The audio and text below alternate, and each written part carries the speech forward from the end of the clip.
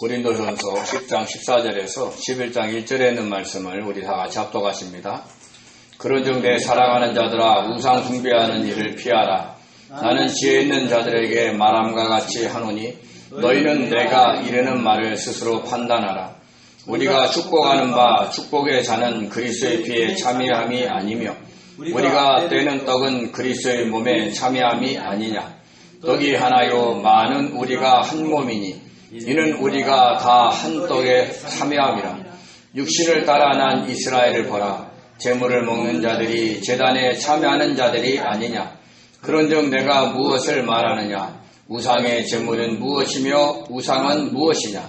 무릇 이방인이 제사하는 것은 귀신에게 하는 것이요 하나님께 제사하는 것이 아니니 나는 너희가 귀신과 교제하는 자가 되기를 원하지 아니하노라. 너희가 주의 잔과 귀신의 잔을 겸하여 마시지 못하고 주의 식탁과 귀신의 식탁에 겸하여 참여하지 못하리라. 그러면 우리가 주를 노여워하시게 하겠느냐. 우리가 주보다 강한 자냐. 모든 것이 가하나 모든 것이 유익한 것은 아니요 모든 것이 가하나 모든 것이 덕을 세우는 것은 아니니 누구든지 자기의 유익을 구하지 말고 남의 유익을 구하라. 무릇 시장에서 파는 것은 양심을 위하여 묻지 말고 먹으라. 이는 땅과 거기 충만한 것이 주의 것임이라. 불신자 중 누가 너희를 청할 때에 너희가 가고자 하거든 너희 앞에 차려놓은 것은 무엇인지 양심을 위하여 묻지 말고 먹으라. 누가 너희에게 이것이 재물이라 말하거든 알게 한 자와 그 양심을 위하여 먹지 말라. 내가 말한 양심은 너희의 것이 아니요 남의 것이니 어찌하여 내 자유가 남의 양심으로 말미암아 판단을 받으리요. 만일 내가 감사함으로 참여하면 어찌하여 내가 감사하는 것에 대하여 비방을 받으리요. 그런즉 너희는 먹든지 마시든지 무엇을 하든지 다 하나님의 영광을 위하여 하라. 유대인에게나 헬라인에게나 하나님의 교회에나 거치는 자가 되지 말고 나와 같이 모든 일에 모든 사람을 기쁘게 하여 자신의 유익을 구하지 아니하고 많은 사람의 유익을 구하여 그들로 구원을 받게 하라. 내가 그리스도를 본받은 자 된 것 같이 너희는 나를 본받는 자가 되라. 아멘. 은혜로우신 하나님 감사합니다. 하나님의 귀한 말씀이 선포되는 이 순간에 하나님 함께해 주시고 부족한 종의 입술을 주장하셔서 성령의 능력을 허락하여 주시옵소서. 온전한 말씀을 잘 선포할 수 있게 도와주시고 듣는 성도들의 심령을 아버지 새롭게 하여 주옵소서. 감사하며 예수님의 이름으로 기도드립니다. 아멘. 아멘. 교회 안에는 나름 믿음이 강하다고 자부하는 성도들과 믿음이 약하다고 평가받는 성도들이 있습니다. 어느 관점에서 틀린 평가는 아닐 수 있습니다. 그러나 믿음의 정도를 평가할 수 있는 모든 문제에서 절대적인 기준은 될 수 없습니다. 어떤 문제에서는 믿음이 강할 수 있지만 다른 문제에서는 믿음이 약할 수도 있기 때문입니다. 그것이 육신을 가지고 있는 자기를 무척 사랑하는 인간의 한계입니다. 그러므로 어떤 하나의 문제를 가지고 그 성도의 믿음을 평가한다는 것은 조심해야 합니다. 우리의 눈에는 믿음이 약해 보여도 주님의 눈에는 믿음이 강한 성도일 수 있으니까요. 고린도전서는 시작하자마자 교회 내에 파벌을 형성하고 다툼을 일으키는 것에 대한 문제를 크게 다루었습니다. 무려 1장에서 4장까지 다루었으니 그 문제가 얼마나 심각했느냐는 짐작할 수 있습니다. 그리고 심각하게 다룬 것이 우상의 제물을 먹는 문제였습니다. 고린도에는 많은 우상들이 있었고 그로 인해 시장에는 우상에게 바쳐진 고기들이 많이 나왔기 때문입니다. 사먹는 고기 대부분이 우상의 제물일 수 있었습니다. 그래서 8장 1절서부터 11장 2절까지 그 우상 제물을 먹는 것에 대한 문제를 다룬 것입니다. 오늘은 그 우상 제물 먹는 문제를 다루는 마지막 부분입니다. 이 문제는 단순히 우상 제물에 관한 문제를 넘어 다른 문제에서도 믿음이 강하다고 자부하는 성도들이 믿음이 약하다고 평가받는 성도들을 위해서 무엇을 해야 하는지, 어떻게 해야 교회를 든든히 세워갈 수 있는지를 알려주고 있습니다. 우상은 원래부터 존재하지 않으며 인간이 만들어낸 물건일 뿐입니다. 오직 참신은 천지 만물을 창조하신 하나님밖에 없다는 지식을 가진 믿음이 강한 성도는 어떤 음식이든지 먹을 수 있습니다. 왜냐하면 이 땅에 존재하는 모든 것은 다 하나님께서 창조하셨기 때문입니다. 우상의 제단에 바쳐졌던 고기라도 하나님이 창조하신 겁니다. 그렇게 참신이신 하나님이 창조하신 것을 믿고 먹으면 됩니다.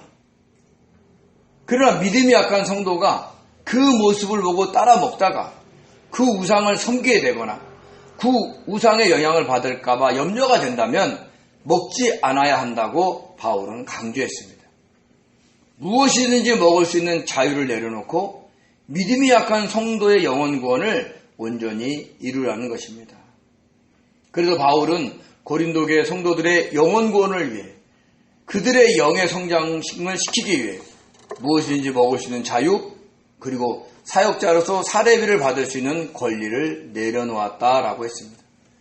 만약에 누군가가 실족할 수 있다면 평생 고기를 먹지 않겠다고까지 말을 했습니다. 그러면서 바울은 최후의 심판 때 자신이 받게 될 상이 무엇인지 정확하게 알고 있었고 그것을 고린도 교회 성도들과 오늘날 저와 여러분들에게 알려주었습니다. 그것은 복음을 전할 때 값없이 전하고 그 복음이 온전하기 위해 자신이 가진 자유와 권리를 쓰지 않는 것이었습니다. 많은 사람의 영혼 구원과 그 영의 성장을 통해 받게 될 그날의 상을 소중하게 여긴 겁니다. 왜냐하면 주님은 한 영혼의 구원도 귀하게 여기시기 때문입니다. 그래도 바울은 많은 사람들을 만나기 위해서 유대인에게는 유대인처럼 율법 있는 자에게는 율법 있는 자처럼 율법 없는 자에게는 율법 없는 자처럼 약한 자에게는 약한 자인 것처럼 다가가서 할 수만 있으면 몇 사람이라도 얻으려고 노력을 했습니다. 자신이 누릴 수 있는 자유와 권리를 주장하려는 자신의 몸을 치면서까지 그렇게 했던 것입니다. 이처럼 믿음이 강한 성도들은 믿음이 약한 성도들을 실족시키지 않기 위해 해야 할 일이 있습니다. 그런데 현실은 그렇지 않습니다. 대부분 자신들의 믿음을 자랑하면서 믿음 약한 성도들을 실족시키는 경우가 많았습니다. 아니, 지금도 많습니다. 그것이 얼마나 나쁜 것인지를 과거 이스라엘 백성들이 광야 여정에서 잘못한 4가지 사건을 예를 들어 설명을 했습니다. 먼저 시내산에서의 금송아지 우상숭배 사건은 믿음이 약한 백성들에게 전능하신 하나님을 송아지 닮은 것으로 인식시키며 이 땅의 풍요만을 추구하게 만드는 잘못을 저질렀습니다. 모압에서의 바알부올 사건은 믿음이 약한 백성들에게 육체의 쾌락을 즐기면서 이방신의 제사에 참여해도 된다는 인식을 시키는 잘못을 저질렀습니다. 불뱀 사건은 믿음이 약한 백성들에게 하나님의 은혜와 은총을 가볍게 여김으로 하나님을 시험하게 만드는 잘못을 저질렀습니다. 그리고 고라 일당의 반역 사건은 믿음이 약한 백성들에게 하나님이 세운 자의 권위를 무시하고 원망하게 하는 잘못을 저질렀습니다. 결국 그로 인해 금송아지 사건에서는 3,000명이 칼에 맞아 죽었고 음행한 바알볼 사건에서는 24,000명이 전염병으로 죽었습니다.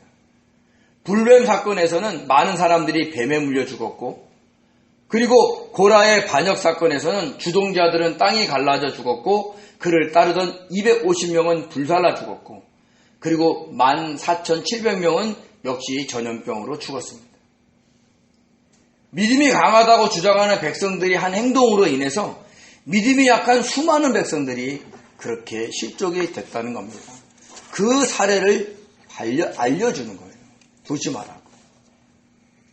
그렇게 바울은 믿음이 강하다고 생각하며 함부로 행동하는 성도들에게 경고를 했습니다.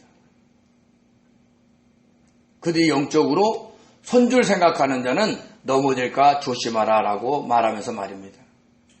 그러면서도 마냥 책망만 하지 않고 그렇게 살면, 즉 넘어질까 조심하며 살면 감당할 시험밖에는 당하지 않는다는 것으로 위로를 했습니다. 왜냐하면 그렇게 주님 앞에 겸손하게 살아가는 성도들을 사랑하신 하나님이 어떤 시험을 당하든 참고 견디면서 감당하게 하시고 그 시험에서 빠져나올 수 있도록 역사해 주실 것이기 때문입니다. 그러니까 우리가 고린도서 13절만 달달 외워서 하나님께서 우리에게 감당하지 못할 시험을 주지 않는다라고 삶에 적용해서는 안 돼요. 그 12절을 보셔야 돼요. 선줄 생각하는 자는 넘어질까 조심하는. 믿음이 강하다고 말을 함부로 하는 자들은 반드시 넘어질 수 있다는 걸 알고 자기를 낮추라는 거예요. 그렇게 낮추는 자를 하나님이 이렇게 도와주신다라는 것을 이야기하는 겁니다. 이렇게 위로한 바울은 다시 한번 우상 제물을 먹는 문제로 인해 우상 숭배하지 말 것을 강조했습니다. 우리 고린도전서 10장 14절 같이 읽겠습니다. 그런즉 내 사랑하는 자들아 우상 숭배하는 일을 피하라. 아멘. 사도 바울은 고린도전서에서 어떤 강한 권면과 충고의 말을 진지하게 할 때마다 그 고린도 교회 성도들을 향해서 사랑하는 자들아 라고 불렀습니다. 무조건 책망하려는 것이 아니라 성도들이 하나님 앞에서 신앙생활 잘하기를 바라는 마음에서 쓴다는 것을 강조한 것입니다. 그러면서 우상의 신전에서 우상의 제물을 먹는 것이 얼마나 영적으로 잘못된가를 교회에서 거행하고 있는 성찬식과 비교해서 설명을 했습니다. 우리 15절에서 17절을 같이 읽겠습니다. 나는 지혜 있는 자들에게 말함과 같이 하노니 너희는 내가 이르는 말을 스스로 판단하라. 우리가 축복하는 바 축복의 잔은 그리스도의 피에 참여함이 아니며 우리가 떼는 떡은 그리스도의 몸에 참여함이 아니냐. 떡이 하나요 많은 우리가 한 몸이니 이는 우리가 다 한 떡에 참여함이라. 아멘. 아멘. 지혜 있는 헬라어 프로니모스는 지적인, 통찰력 있는, 사려 깊은, 신중한이란 뜻이 있습니다. 이 단어는 세상적으로 지혜롭고 똑똑한 것을 의미하는 단어가 아닙니다. 만약에 그랬다면 헬라어 소포스를 썼을 겁니다. 그런데 굳이 이 단어를 쓴 것은 주님을 알고 주님의 뜻대로 살아가려는 지혜로운 사람을 표현하기 위한 겁니다. 이 단어가 쓰인 다른 구절을 찾아보면 그 의미를 우리가 확실하게 알 수가 있습니다. 우리 마태복음 7장 24절에서 25절을 같이 읽겠습니다. 그러므로 누구든지 나의 이 말을 듣고 행하는 자는 그 집을 반석 위에 지은 지혜로운 사람 같으니 비가 내리고 창수가 나고 바람이 불어 그 집에 부딪히되 무너지지 아니하나니 이는 주추를 반석 위에 놓은 까닭이요. 아멘. 이 말씀은 주님이 말씀하신 산상수훈 중에 한 부분입니다. 여기서 주님의 말씀을 듣고 행하는 자를 지혜로운 사람이다 라고 했습니다. 세상적으로 지혜롭고 똑똑해서 자기 뜻대로 살아가는 사람이 아니라는 말입니다. 이런 사람은 반석에 지은 집은 사람으로서 비가 내리고 창수가 나고 바람이 불어 그 집에 부딪혀도 무너지지 않는다라고 했습니다. 그러니까 감당할 수 있는 시험만 허락하시는 하나님의 은혜를 받은 사람이다라는 뜻입니다. 즉 선줄로 생각하지 않고 늘 넘어질까 조심하는 성도들을 바로 지혜로운 사람들이다라고 한 것입니다. 그렇게 고린도 교회 성도들을 지혜로운 자들이라 부르면서 자신이 앞으로 언급할 말을 스스로 판단해 보라라고 했습니다. 주님을 알고 주님의 말씀대로 주님의 뜻대로 살아가려는 성도들에게 한번 스스로 판단해 보라라고 권면을 한 것입니다. 그리고 성찬식의 의미를 설명했습니다. 성찬식은 떡과 포도주를 먹으면서 주님과 교제하는 시간입니다. 그 성찬식을 사도 바울은 찬양과 축복의 시간이다라고 했습니다. 축복하는 바의 헬라어 율로게오는 칭찬하다, 찬양하다, 축복하다라는 뜻이 있습니다. 즉 성찬식은 성도들이 모여서 주님을 찬양하고 다른 성도들을 축복하는 예식이다라는 뜻입니다. 축복의 잔은 그리스도의 피에 참여하는 것이고 떼는 떡은 그리스도의 몸에 참여하는 것이다 라고 했습니다. 참여하다의 헬라어 코이노니아는 교제하다, 참여하다, 나누어 주다 라는 그런 뜻이 있습니다. 먼저 바울은 포도주 잔을 나눈 것을 언급했는데 그것을 축복의 잔으로서 그리스도의 피에 참여하는 것이다 라고 설명을 했습니다. 왜 분잔을 축복의 잔이다 라고 했을까요? 그리스도의 피, 그리스도의 보혈이 우리의 모든 죄를 사하시기 위해 흘리셨기 때문입니다. 즉 모든 죄의 사함을 받는 복을 받았다라는 뜻이에요. 그거를 잊지 말라고 우리가 잔을 통해 포도주를 마실 때 그 축복의 잔인 것을 잊지 말라는 겁니다. 우리는 매달 첫째 주에 그 축복의 잔을 마신다는 걸 잊지 마시기 바랍니다. 그리고 떼는 떡은 그리스도의 몸에 참여하는 것이다 라고 했습니다. 초대교회 성찬식에서는 지금 우리처럼 이렇게 일일이 나눠가지고 주지 않았어요. 큰 빵덩어리 하나를 딱 놓고 성도들이 가서 이렇게 뜯어서 먹었어요. 떡을 떼며. 마치 예수님이 제회 만찬 때 떡을 떼서 다른 사람 주듯이. 그래서 예전에 어디에서 성찬식에 거행할 때 어떻게 했냐면 큰 빵을 놓고 성도들이 가서 손으로 뜯어서 그걸 포도주에 담궈서 먹었어요. 그런 성찬식도 했었습니다. 근데 왜 굳이 큰 떡으로 성도들을 나눠줬냐면 모두가 그리스도의 몸이며 지체인 것을 알려주기 위한 것이었습니다. 우리 고린도전서 12장 12절과 27절 같이 읽겠습니다. 몸은 하나인데 많은 지체가 있고 몸의 지체가 많으나 한 몸인 것 같이 그리스도도 그러하니라. 너희는 그리스도의 몸이요 지체의 각 부분이라. 아멘. 그러니까 저와 여러분은 성찬식에서 분별하면서 우리가 그리스도 안에서 한 몸이다라는 것을 상기시키다라는 뜻입니다. 즉 성찬식에서 떡을 먹고 포도주를 마시는 것은 바로 그리스도의 피와 몸에 참여하는 것으로서 그리스도와 교제하는 것입니다. 그러니까 신과 인간이 교제하는 시간이니까 얼마나 축복되겠어요. 그래서 우리가 은혜 받는 통로 중에 하나를 성찬식으로 얘기하는 거예요. 그분과 연합하는 시간이기 때문에, 교제하는 시간이기 때문에. 그래서 저와 여러분이 성찬식을 귀하게 여겨야 하는 겁니다. 이 성찬식에 대해서는 다양한 해석이 있었습니다. 먼저 카톨릭에서는 화채소를 주장했습니다. 사제가 축성할 때 그 빵과 포도주가 실제로 주님의 살과 피로 변한다는 겁니다. 근데 문제가 생겼습니다. 어느 성도님이, 어느 신자가 포도주를 줄 때 이걸 흘려버린 거예요. 주님의 피를. 그럼 어떻게 되겠어요? 핥아서 먹어야죠. 근데 핥아서 먹어도 깨끗하게 먹나요? 그 바닥에 묻힌 피는 어떻게 할 수가 없는 거예요. 그래서 주님의 피를 어떻게 흘릴 수 있느냐? 그것을 막기 위해서 일반 성도들은 언제든지 떨어져도 주워 먹을 수 있는 떡은 나눠주고 그리고 포도주 잔은 사제만 먹고 있습니다. 지금도 똑같습니다. 왜냐? 그 빵과 포도주가 주님의 실제 몸과 피라고 믿기 때문에 그렇습니다. 종교개혁을 일으키는 마틴 루터는 공제서를 주장했습니다. 사실 마틴 루터는 신부예요. 원래가. 그래서 이 화채서를 부인하기가 굉장히 어려웠던 거예요.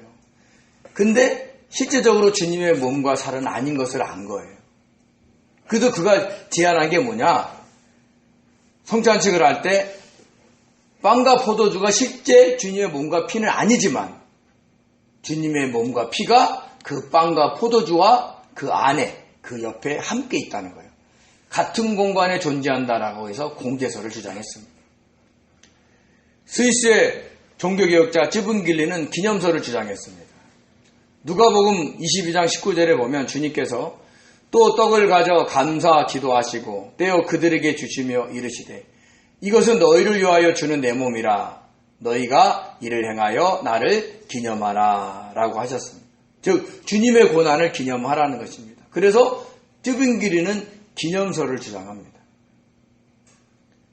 그리고 마지막으로 존 칼빈은 성령 임재서를 주장했습니다. 성찬식을 할 때 주님께서 성령을 통해 영적으로 임재하신다는 거죠. 그러니까 실제 주님의 몸과 피로 바뀌지는 않는데 거기에 주님이 함께 계신다라는 얘기를 하는 겁니다. 한국 개신교회는 대부분 이 칼빈의 영향을 받아서 성령 임재서를 믿고 있습니다. 우리 교회가 매달 첫째 주에 성찬식을 할 때도 주님이 성령을 통해서 영적으로 임재하신다는 것을 믿으시기 바랍니다. 그렇게 믿고 참여할 때 주님과 교제할 수 있고 주님이 주시는 새 힘을 얻게 되는 것입니다. 이것을 잊지 마시기 바랍니다. 근데 구약에서도 이스라엘 백성들은 제물을 먹으며 제단에 참여를 했었습니다. 그들은 번제, 소제, 화목제, 속죄제, 속건제를 드리면서 하나님과 교제를 했습니다. 죄인임을 고백하면서 자신을 창조하시고 선택하여 주신 하나님께 헌신을 다짐하면서 교제를 한 것입니다. 우리 고린도전서 10장 18절에서 10절을 같이 읽겠습니다. 육신을 따라 난 이스라엘을 보라. 제물을 먹는 자들이 제단에 참여하는 자들이 아니냐. 그런즉 내가 무엇을 말하느냐. 우상의 제물은 무엇이며 우상은 무엇이냐. 무릇 이방인이 제사하는 것은 귀신에게 하는 것이요 하나님께 제사하는 것이 아니니 나는 너희가 귀신과 교제하는 자가 되기를 원하지 아니하노라. 아멘. 여기서 육신을 따라 난 이스라엘은 바로 유대인들, 즉 이스라엘 백성들을 얘기하는 겁니다. 주님을 믿고 구원받은 저와 여러분 같지 않는 거예요. 저와 여러분 같은 이방인들은 어떤 사람들이에요?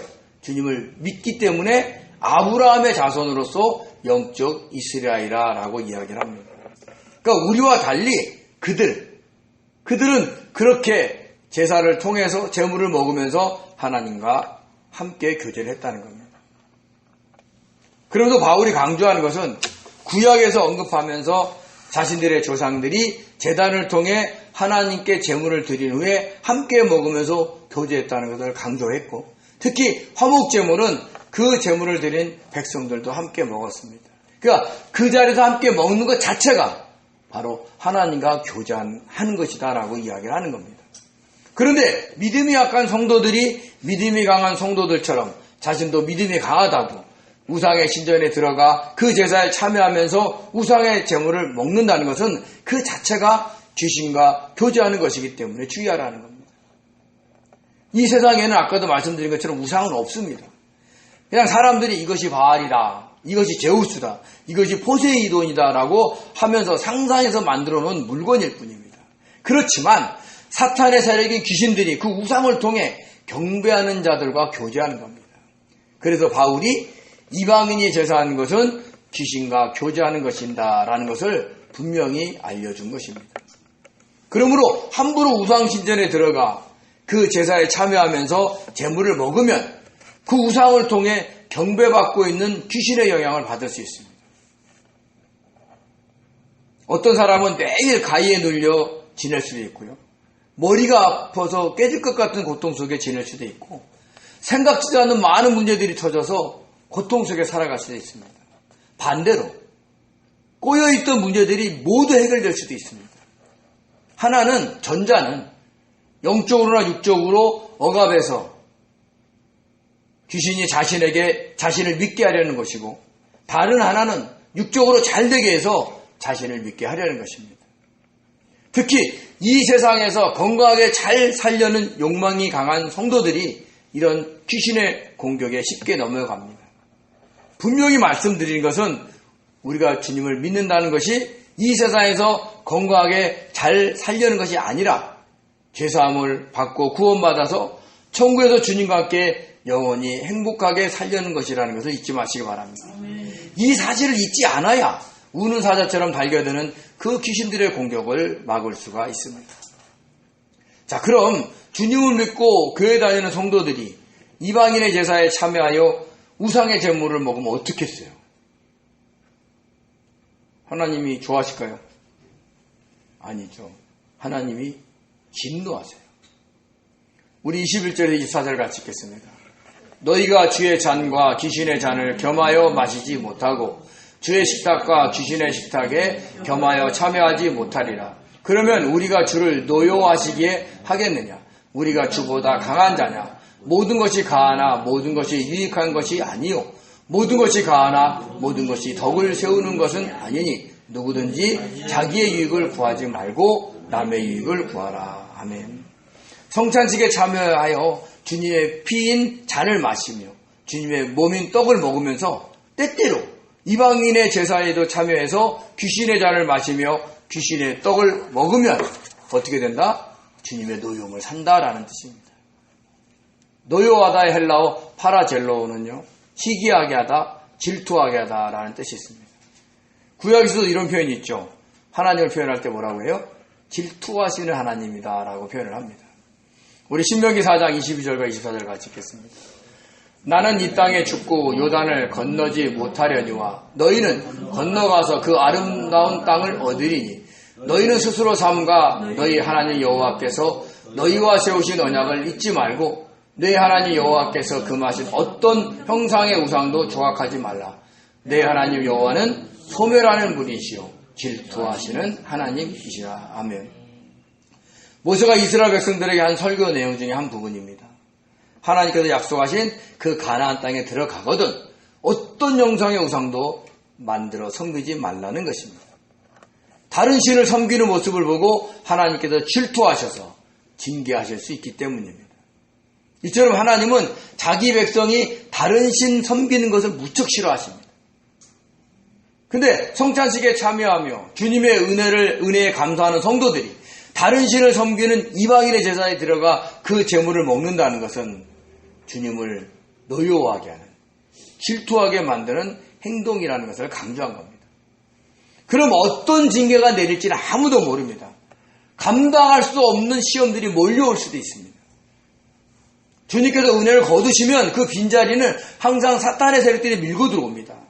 그래서 어떤 일이 벌어질지 모르기 때문에 이렇게 경고를 하고 있는 겁니다. 만약에 저와 여러분에게 감당할 수 없는 시험들이 온다고 느껴지거든 혹시 내가 귀신과 교제하진 않았나? 하나님을 버리지 않았나? 한번 고민해 보시기 바랍니다.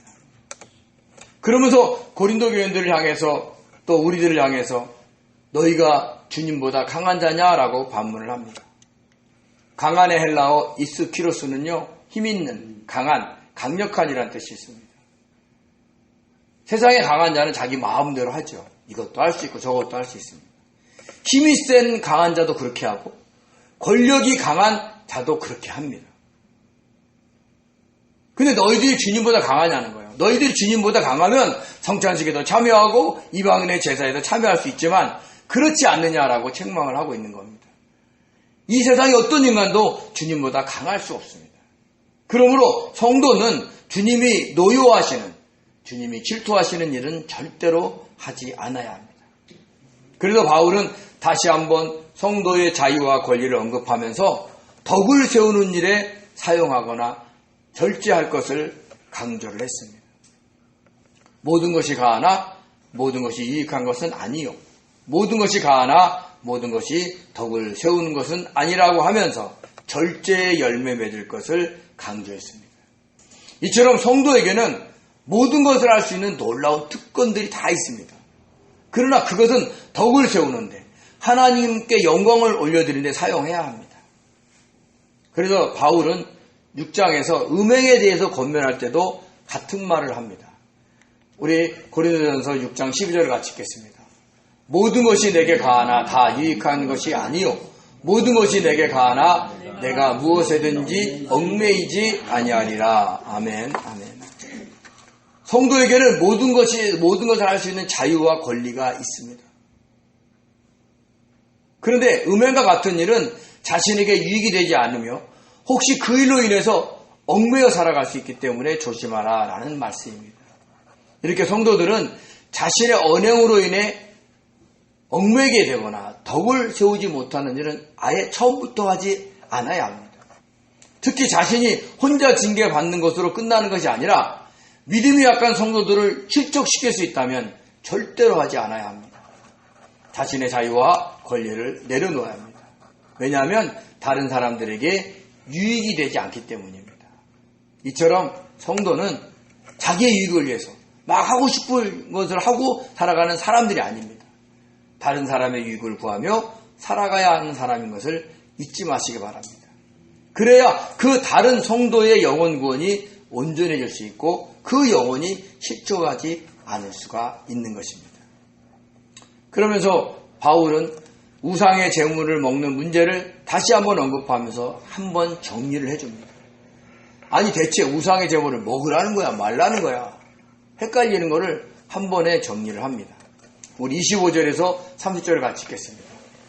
무릇 시장에서 파는 것은 양심을 위하여 묻지 말고 먹으라. 이는 땅과 거기 충만한 것이 주의 것임이라.